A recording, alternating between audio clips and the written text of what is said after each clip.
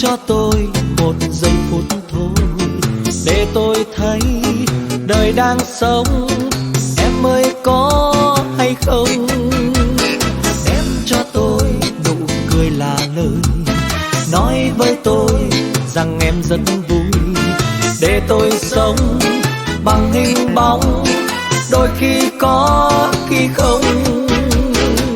Em cho tôi bao nhiêu lời cay đắng, em cho tôi bao ưu phiền lắng đọng. Em cho tôi mê, em cho tôi say, em cho tôi quên luôn kiếp tù đầy.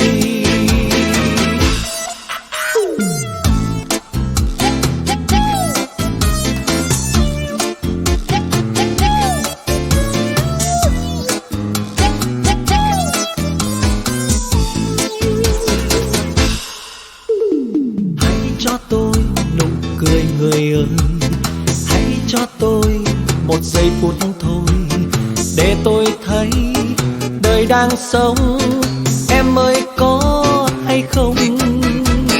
Em cho tôi nụ cười là lời nói với tôi rằng em rất vui, để tôi sống bằng hình bóng, đôi khi có khi